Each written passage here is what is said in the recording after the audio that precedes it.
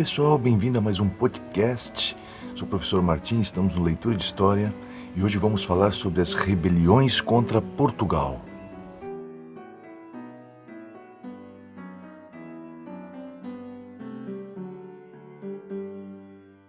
A partir do século XVII, surgiram os primeiros movimentos de revolta contra o domínio português, em que os colonos, sentindo-se naturais da terra, passaram a defender seus interesses, que eram opostos aos interesses dos estrangeiros, especialmente aos metropolitanos, aos portugueses. Foram rebeliões isoladas que apenas contestavam medidas metropolitanas contrárias aos colonos nativos de uma ou outra região brasileira, sem reivindicarem a independência. Por protestarem contra os abusos metropolitanos, foram chamadas de rebeliões nativistas. Somente nas últimas décadas do século XVIII é que surgiram as primeiras rebeliões separatistas ou coloniais, movimentos com típico caráter de libertação, como a Inconfidência Mineira em 1789 e a Inconfidência Baiana em 1798.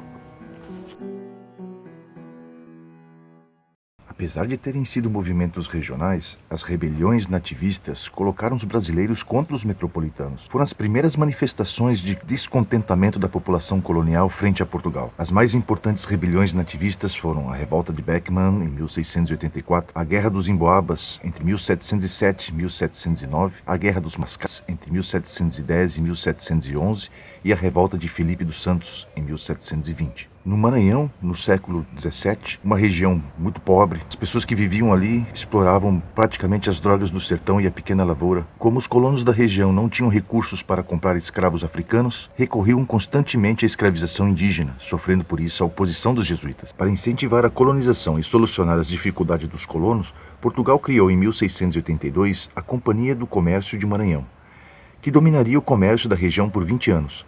Sua função seria vender produtos europeus, como bacalhau, azeite, vinho, tecidos, farinha de trigo, e comprar o que os colonos produzissem, como algodão, açúcar, madeira e as drogas do sertão. Teria também de conseguir para a região 500 escravos por ano, a fim de solucionar o problema da mão de obra. A companhia, entretanto, vendia seus produtos a preços altíssimos e comprava os artigos dos colonos por um valor muito baixo, além de não cumprir o acordo com relação aos escravos. Essa situação levou os colonos a se rebelarem contra a Companhia de Comércio do Maranhão. Sob o comando do fazendeiro Manuel Beckman, os revoltosos ocuparam, em 1684, a cidade de São Luís, de onde expulsaram os representantes da companhia e os jesuítas que se opunham à escravização indígena, governando o Maranhão por quase um ano. A reação portuguesa foi dura, enviando tropas para combater os revoltosos e um novo governador para o Maranhão. Os principais líderes do movimento foram enforcados, encerrando-se a rebelião. O único proveito que os colonos conseguiram com o movimento foi a extinção da companhia. A descoberta de ouro em Minas Gerais pelos bandeirantes paulistas atraiu à região milhares de colonos de outras províncias, além de um grande número de portugueses. Julgando-se com direito exclusivo sobre a área mineradora, os paulistas hostilizaram os forasteiros, que foram apelidados de Emboabas. Sob a liderança de Manuel Nunes Viana, apelidado de governador das Minas, os Emboabas enfrentaram os paulistas em vários combates. O mais marcante deles ocorreu no chamado Capão da Traição, no qual 300 paulistas foram cercados pelos Emboabas. Sob a promessa de que ninguém seria morto, os paulistas se renderam e entregaram as armas. O comandante dos Emboabas, Bento de Amaral Coutinho, ordenou o ataque e massacrou os paulistas. Em 1709, o governador português interveio e, a fim de pacificar e melhor administrar a região, separou a capitania de São Paulo em Minas Gerais da capitania do Rio de Janeiro. Pouco depois, os bandeirantes paulistas partiram em busca de ouro em Goiás e Mato Grosso, abandonando as Minas Gerais. Pelas bandas de Pernambuco, desde a expulsão dos holandeses e a consequência dependência econômica açucareira, a aristocracia rural da vila de Olinda vivia em dificuldades econômicas. Continuava, no entanto, controlando a política de Pernambuco através da sua Câmara Municipal, a qual estava submetido o povoado de Recife. Enquanto Olinda decaía economicamente, Recife prosperava, graças ao intenso comércio exercido pelos portugueses, apelidado de mascates. Além dos grandes lucros obtidos com a venda de mercadorias, os comerciantes passaram a emprestar dinheiro aos holindeses a juros altos. Assim, Recife se transformaria no principal centro econômico de Pernambuco, enquanto Olinda continuava a ter o predomínio político. Em 1709, os comerciantes de Recife conseguiram da coroa sua emancipação, passando o povoado a ser uma vila independente, com condições de vir a ser um centro político de Pernambuco. Os holandeses, então, sentindo-se prejudicados, invadiram Recife, iniciando a Guerra dos Mascates. Os conflitos ocorreram entre 1710 e 1711 e terminaram quando Portugal nomeou Félix José Machado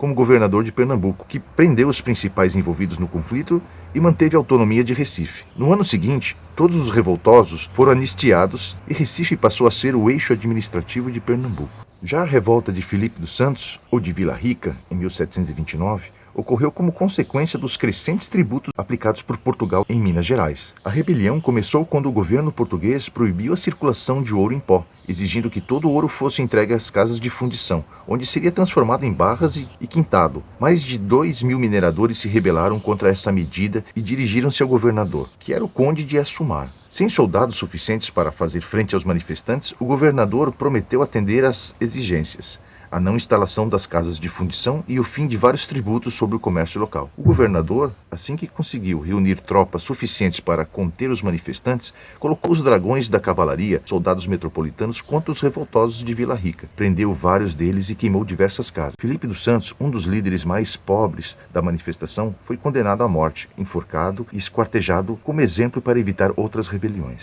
A metrópole conseguiu impor novamente seus interesses na colônia, manteve as casas de fundição e, para melhor controlar a região mineradora, separou Minas Gerais da capitania de São Paulo. Já com outro caráter, a Inconfidência Mineira e a Inconfidência Baiana foram rebeliões separatistas ou coloniais, pois foram as primeiras a definir claramente sua intenção de separar o Brasil de Portugal. Mostraram-se possuidoras de uma consciência nacional e buscaram a emancipação da colônia, possuindo certa organização política e até militar. Não se limitavam a contestar este ou aquele imposto ou determinado abuso metropolitano, mas sim todo o pacto colonial. Os revoltosos sofreram forte influência de acontecimentos históricos no período, como a independência dos Estados Unidos, em 1776, e o início da Revolução Francesa, em 1789, que derrubou um governo de opressão e estabeleceu uma nova sociedade baseada nos direitos do homem e do cidadão. Esses fatores propagaram ideias de liberdade e foram decisivos exemplos de lutas vitoriosas contra a dominação e a exploração identificadas como regime colonial brasileiro. As rebeliões separatistas disseminaram entre os brasileiros o sentimento de nacionalidade. A Inconfidência Mineira ocorreu, em grande parte, devido aos pesados tributos cobrados por Portugal em Minas Gerais.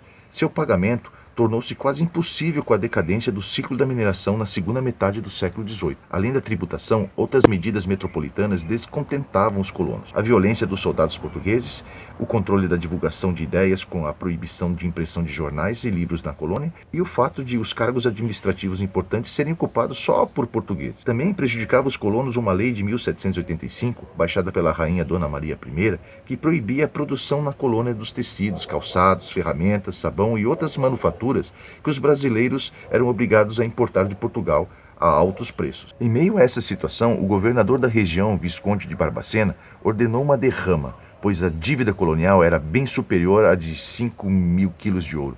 Esse fato alarmou a população em Minas Gerais, estimulando a conspiração contra Portugal. A maioria dos participantes da Inconfidência Mineira era composta por pessoas da alta sociedade mineira, mas alguns poucos pertenciam à baixa classe empobrecida. Entre os líderes conspiradores destacavam-se os poetas Cláudio Manuel da Costa, Inácio José de Alvarenga Peixoto e Tomás de Antônio Gonzaga, os padres José de Oliveira Rolim, Carlos Correia de Toledo e Melo de Manuel Rodrigues da Costa, o tenente-coronel Francisco de Paula Freire Andrade, os coronéis Domingo de Abreu e Joaquim Silveira dos Reis e os alferes Joaquim José da Silva Xavier, conhecido como Tiradentes. Este foi um dos poucos participantes de origem modesta. Ele era um tropeiro, um comerciante, dentista prático e militar e atuou como divulgador do movimento junto ao povo. Os conspiradores definiram algumas metas para o Brasil independente. Adotariam como um sistema de governo a república, São João del Rei seria a capital do país, criariam uma universidade em Vila Rica, tornariam o serviço militar obrigatório e apoiariam a industrialização. Adotariam para a nova nação uma bandeira branca tendo como um centro um triângulo verde com os dizeres Libertas quaeratamente, que em latim significa liberdade ainda que tardia. Poucos inconfidentes, porém, eram favoráveis ao fim da escravidão, pois a maioria possuía terras e muitos escravos. Os líderes do movimento decidiram iniciar a revolta assim que começasse a derrama. Prenderiam o governador e iniciariam a luta pela libertação. Tiradentes deveria ir ao Rio de Janeiro para obter apoio popular, armas e munição. A rebelião mineira não chegou a acontecer, porque o movimento foi denunciado por alguns de seus participantes. Em troca do perdão de suas dívidas, traíram o movimento, entregando ao governador o plano da revolta com o nome de todos os participantes. Um dos traidores foi o tenente-coronel Joaquim Silveiro dos Reis. O Visconde de Barbacena suspendeu a derrama e deu início à prisão dos conspiradores, frustrando a revolta. Presos, os revoltosos aguardaram durante 3 anos o julgamento. Cláudio Manuel da Costa morreu enforcado na prisão. Os demais líderes, mesmo negando a participação no movimento, foram condenados ao desterro, sendo enviados às colônias portuguesas na África. Apenas Tiradentes, assumindo a responsabilidade de liderança, foi condenado à morte, sendo enforcado em 21 de abril de 1792, no Rio de Janeiro. Seu corpo foi esquartejado e os pedaços distribuídos pelas cidades onde estivera buscando o apoio popular. Tentava-se, assim, intimidar os brasileiros e evitar novas revoltas e rebeliões. A Inconfidência Baiana, em 1798, foi a mais popular das rebeliões coloniais. Dela tomaram parte, sobretudo, pessoas do povo, como sapateiros, ex-escravos, soldados e vários alfaiates, motivo pelo qual ficou também chamada de Rebelião dos Alfaiates. Participaram dela também padres e profissionais liberais como médicos e advogados. Desde a transferência da capital para o Rio de Janeiro, em 1763, Salvador vivia uma decadência. As dificuldades econômicas cresciam, acarretando miséria para a população e contestações às tributações impostas pela metrópole. Esse clima favoreceu a propagação dos ideais de liberdade, igualdade e fraternidade que ocorriam na Europa e na América e chegavam à Bahia, empolgando a população de Salvador a conspirar contra Portugal. A divulgação era feita por uma organização secreta, a maçonaria, sobretudo por uma loja maçônica chamada Cavaleiros da Luz. Motivados pelas ideias de liberdade, um grupo de populares liderados por João de Deus, Manuel Faustino dos Santos, Lucas Dantas e Luís Gonzaga das Virgens passou a organizar a revolta. Pregavam a proclamação de um governo republicano, democrático e livre de Portugal, o fim da escravidão e dos preconceitos contra os negros e mulatos, a liberdade do comércio e o aumento dos salários dos soldados. No dia 12 de agosto de 1798, espalharam cartazes pela cidade proclamando o início da rebelião. Entretanto, já tinham sido denunciados por traidores e acabaram presos e condenados à morte. Os líderes foram enforcados, esquartejados e seus restos espalhados pela cidade de Salvador. Dezenas de outras pessoas que apoiavam o movimento acabaram presas, mas sofreram penas menores, como prisão e o degredo. Apesar do fracasso das rebeliões coloniais, estava definida a impossibilidade de se manter um Brasil explorado e amarrado a Portugal, e cada vez mais se aproximava o dia da independência. O sistema colonial agonizava progressivamente. Pois bem, em resumo, o que nós vimos aqui? Que as rebeliões do Brasil colônia contra Portugal se dividem em rebeliões nativistas e separatistas ou coloniais. As primeiras eram localizadas e se manifestavam contra os abusos metropolitanos, e as últimas desejavam a independência do Brasil. A revolta de Beckman, no Maranhão, em 1684, organizou-se contra a Companhia de Comércio do Maranhão e contra os jesuítas.